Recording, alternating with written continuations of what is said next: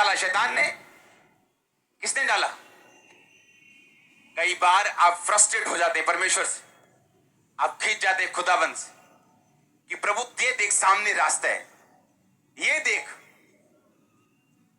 ये देख अगर ये वीजा लग गया, ये देख अगर ये हीलिंग हो गई, ये देख अगर देख मेरी उम्र 40 हो गई, अगर मेरी शादी अभी हो जाए, ये देख कितनी बड़ी गवाही बनती। और इजरायली सोच रहे थे कि हमने तो सुना है ये कनान देश बिल्कुल साथ में है, हम अभी चलेंगे, परसों चौथ पहुंच जाएंगे।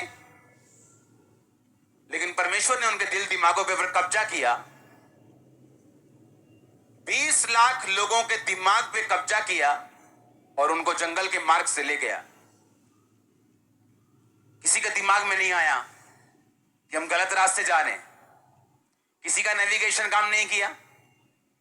बड़े बुजुर्ग थे वहां पे, बड़े सियाने लोग थे, किसी की सियानत काम नहीं की, क्योंकि परमेश्वर ने उनके दिल, उनके दिमाग, उनके सर्कमस्टेंसेस के ऊपर कब्जा कर लिया था।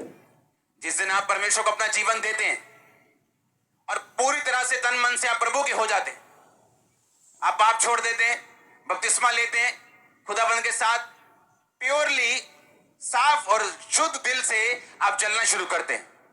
लेकिन फिर भी ऐसी इंसिडेंट, ऐसी घटनाएं, ऐसी चीजें आपकी लाइफ में होती हैं, आपको लगता है ये नहीं होनी चाहिए थी, आपको लगता है ये नहीं होना चाहिए था। अगर परमेश्वर ऐसा कर देता तो क्या जाता? मेरे ग्वांडी का ब्याह हो ही गया, उन्हें तो बरकत मिली गई है, ओदा भी तो वीजा आ ही गया। लेकिन परमेश्वर जानता था कि अगर ये बरकत इनको अभी मिलेगी, ये लंबा रास्ता तय नहीं कर सकेंगे, और जैसे ही फिरौन राजा इनके पीछे मारने के लिए आएगा, ये भाग जाएंगे। और परमेश्वर उनको जंगल के मार्ग से ले गया। अब सामने क्या था? समुद्र, और पीछे क्या था? फिरौन की सेना। जब उनको मारने के लिए वो आया, अब उनके पास कोई रास्ता नहीं था पीछे भागने का। तब परमेश्वर ने काम किया, और क्या किया? समुद्र को दो भाग किया। अगर परमेश्वर उनको आसान रास्ते पे लेके चलता, वो कभी भी परमेश्वर के बड़े काम को अपनी जिंदगी में ना देख पाते। अगर परमेश्वर उनको आसान रास्ते पे लेके चलता, वो परमेश्वर की महिमा को अपनी लाइफ में कंप्लीटली कभी ना देख पाते। कितने मेरी बात को आज समझ रहे हैं? परमेश्वर ने कहा, मैं उनको चक्कर खिलाकर उस रास्ते से लेके जाऊंगा जो लंबा है।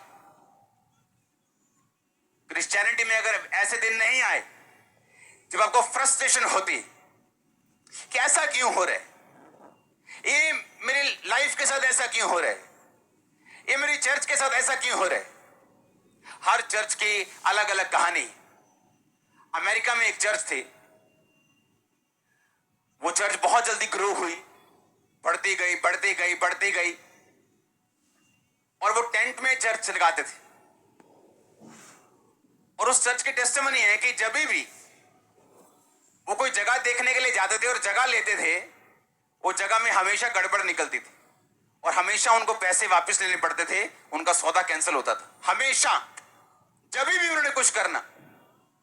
और ये 1 बार 2 बार 7 बार 10 बार नहीं, कितनी बार उनके साथ।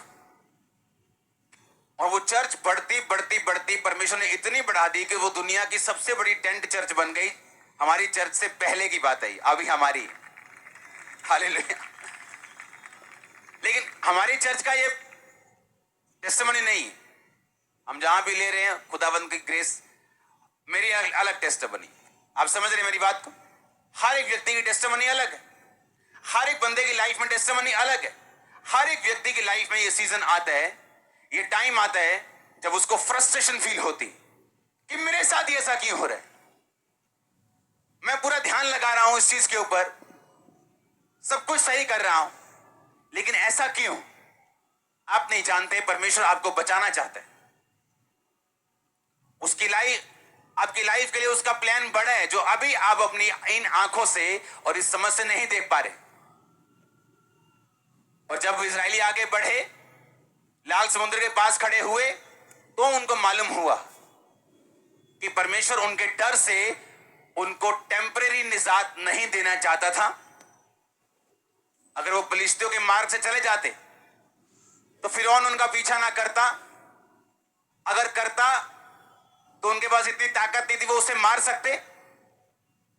हमेशा वो डर इजरायलियों के दिल में रहता, कनान पहुंचने के बाद भी, कि पता नहीं किस दिन फिरौन आएगा और हमें ले जाएगा। हम बरकत तो ले रहे हैं,